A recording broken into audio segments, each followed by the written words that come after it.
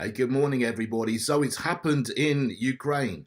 Russia has officially recognized the four oblasts where there were referenda, Donetsk, Luhansk, Zaporozhiye, and Kherson, as part of Russia, as part of the Russian Federation. So going forward, whether you like it or not, Putin, the Russian government, Russia considers those territories as part of Russia. So if there's any more conflict in there, they will consider any shelling of Donetsk city, which has been going on this year, as it has for 8 years, as an attack on Russia itself. So that is an escalation of the situation after the previous escalation earlier in the week, where Nord Stream 1 and 2 was blown up. As yet, nobody has figured out who it is. There's no absolute proof or evidence as to who did it, but the motivations of the various suspects are clear. And I did a poll on this on social media, and nearly 78% of people think that it was the USA that did it. Now, when you say the USA, we have to distinguish between the American people, who are good people, and the government and the deep state and the people who are using America and its military industrial complex for their own ends, which is completely at odds to the good American people that you find all across, the country, the nation. You have to make a distinction there.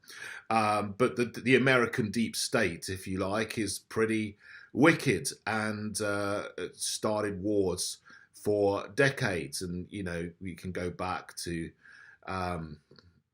all kinds of false flags in the past. But that's obviously is something that is, with Nord Stream 1 and 2, is escalating tensions at the moment in this current situation. So I wrote on social media yesterday, look, this has happened. What we need to do now, as I've said since the beginning of this in February, is do everything we can to de-escalate the situation, to take tensions out of the situation. Even though they have been ramped up and up and up this week, we still need to try to do that. And some people said, yeah, I agree. Some people said, oh, you're just like Neville Chamberlain. He did an agreement with France and Hitler and agreed for Hitler to annex 20% of Czechoslovakia. And the next thing you know, he'd marched into Prague. That's true. That happened. And I think there is a genuine concern that this situation is like what happened in 1938. But I don't think that is the case. I think the situation is more analogous to things that happened in Yugoslavia. First of all, Kosovo, former Yugoslavia, Kosovo gained independence from Serbia. And they had a referendum, they voted to leave Serbia, and the West supported them wholeheartedly in leaving Serbia and becoming an independent nation. Now we have exactly the same situation in southern and eastern Ukraine, with regions where there are majority ethnic Russians. In Donetsk and Luhansk, they have been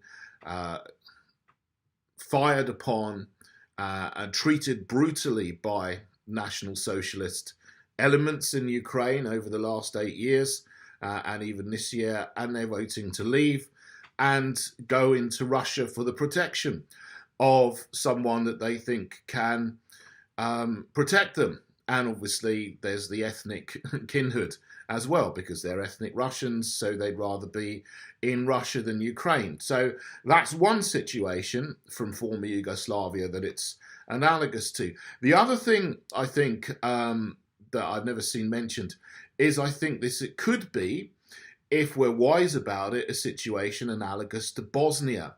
Now, I lived in Bosnia for 2 years. I taught there, but not during the time of the war in Bosnia, but a lot, 15 or so years afterwards. But during that time, of course, we know the Serbs were fighting the Croats and Bosniaks and the Bosniaks and Croats turned on each other as well in the conflict. So it was essentially a three-way conflict. Terrible, terrible conflict, war, suffering, death, all these kind of things that come from, a province of Yugoslavia, now a nation, which is an absolutely beautiful country and such a rich and wonderful history. It was a tragedy for that to happen in Bosnia. But after 3 years of fighting, from 92 to 95, the leaders of the different factions got together in Dayton, Ohio, and signed the Dayton Agreement. And that essentially established a ceasefire line. Wherever the ceasefire line was on a certain date, they would stop fighting, and then they would create two autonomous territories. So, the idea that the West, or the leaders of the West at the moment are puffing is that no country should ever change its sovereign borders.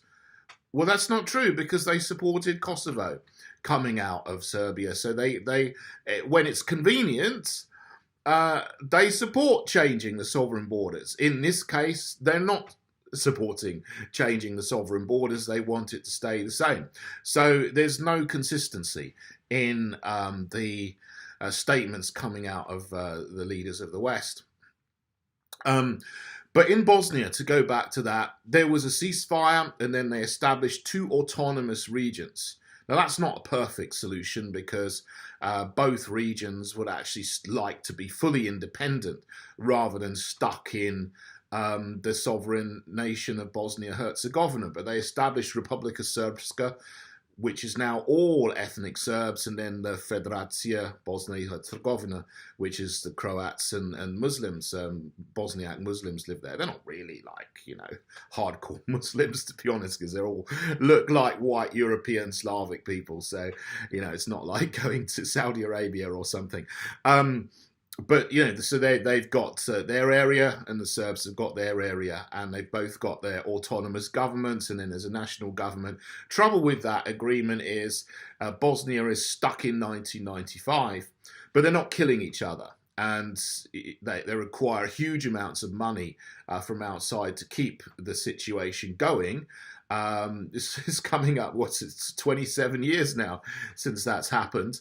And they joke, because it's like, well, we're a country of 4 million people. We got 4 presidents. They literally do have 4 presidents, because it's not just divided into 2 areas, it's divided into 3, because there's a little area at the top called Brčko, which everyone forgets about.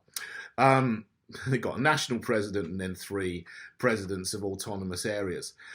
So that could be something of a model to what to do in Ukraine. Okay, it's not exactly the same, but we could just say, look, this has happened. There's been fighting. Just like the Western nations didn't like Serbia, supporting Republika Srpska and didn't want them to have much territory. They got some territory in the end. And it was all ethnic Serbs live there. Okay, so the situation in Ukraine is most Western governments, nations, they've been puffing for ages and ages about, oh, this is terrible. It's an unjustified invasion. Well, it's not, because, as I said, National Socialists have been bombing the ethnic Russians for 8 years. So the parts of Ukraine that are now ethnic Russian have had referenda to leave. Why not just say, well, wherever the line is now, let's have a ceasefire, stop fighting, then talk, and then, maybe take some time, come up with some agreement where you divide, give those regions autonomy, recognize that they have autonomy so that people can save face, and then, Russia would recognize them as part of Russia, that the West would not continue to arm the National Socialists and defuse the situation, and then get back to normal. And we don't live in a perfect world, of course. So nobody in this situation is going to get everything that they want. But the alternative is to escalate, and then someone will fire off a nuclear bomb. And then someone else will fire off a nuclear bomb. And then there'll be a nuclear war. And then it doesn't matter what people want, we'll all be dead. So that's the alternative we have to avoid. at all costs, and that's how serious it is. Um, it's very interesting after the announcement and Putin's speech. I didn't actually like a lot of what Putin said in his speech because, yeah, he recognized the four oblasts as being part of Russia, okay, but then he started going on about the Anglo-Saxon nations being colonialist and, and all this kind of same kind of critical race theory that comes out of these ridiculous universities and ridiculous university courses. So he went on that train, which is a bit ridiculous, to be honest. Sort of going back and blaming everybody now for slavery that happened 200 years ago. I mean, really, that's I didn't like that in his speech. So that was a bit nonsensical. But we are where we are, and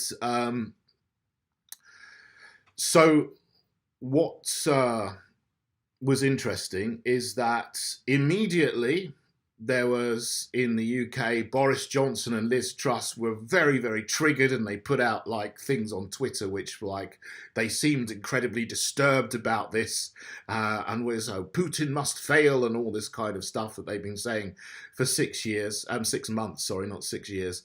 But then interestingly, a few hours afterwards, right, I put out on social media, we should not of course, rewind a little bit.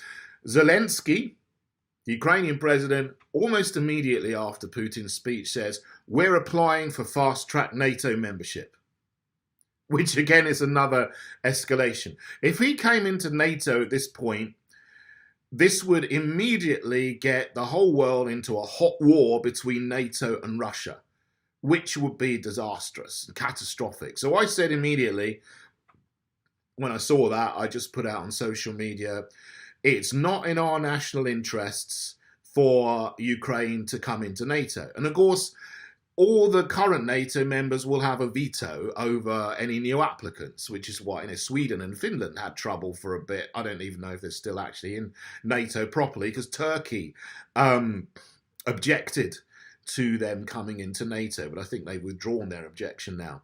But, if Ukraine wants to come into NATO, every single current NATO member would have to agree that they can join the club, if you like. So I said, this is not a good idea, especially at this time where we need to de-escalate and not get into a nuclear conflagration. That's when people started saying, oh, you're just like Chamberlain.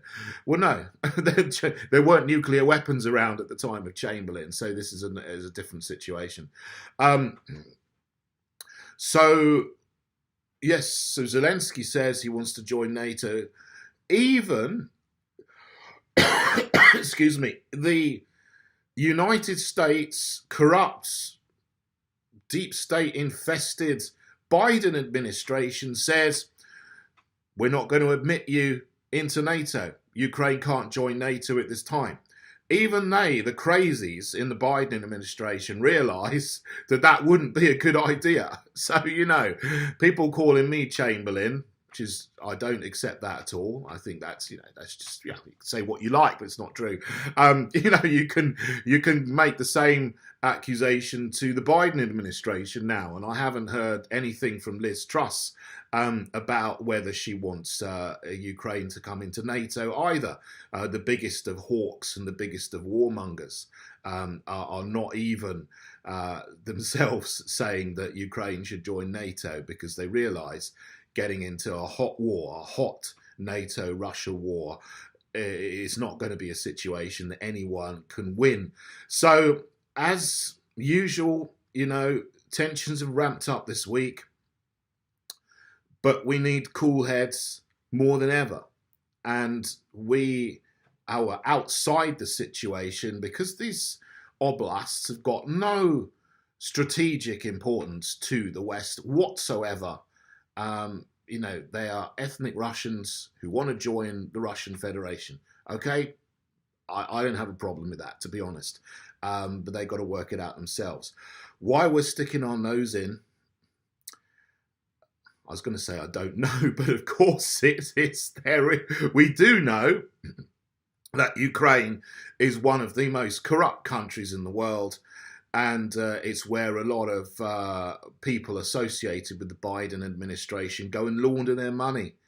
And they make a huge amount of private money out of the corruption and the money laundering systems in Ukraine, not to mention the US-funded bioweapons labs which are there that nobody knew about, and who knows what they're doing there in order to try to make things which are going to be catastrophic for humanity. So, the whole thing needs to just fall down, and we need to reestablish